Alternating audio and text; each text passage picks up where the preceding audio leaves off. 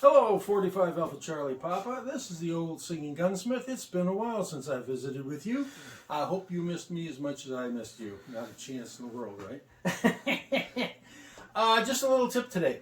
If you're pressed for space in your shop, as I am, one of the things you can do in mounting a barrel vise is rather than put it on the bench where it's always in the way, I mounted it on the doorway into the shop.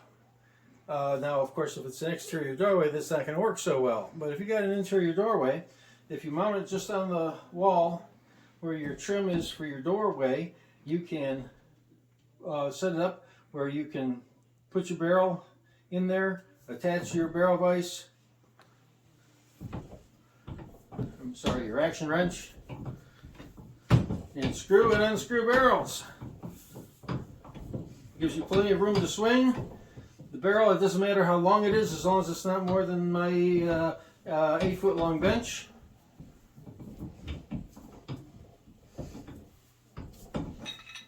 And there it is.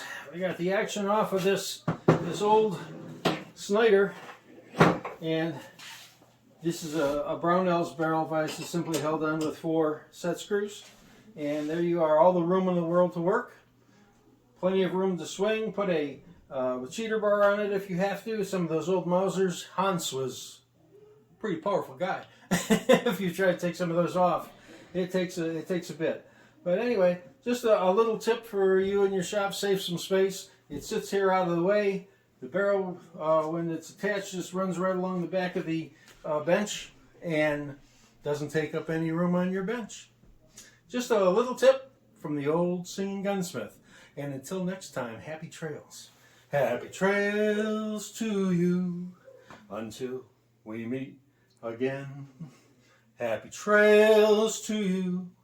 Keep smiling until then.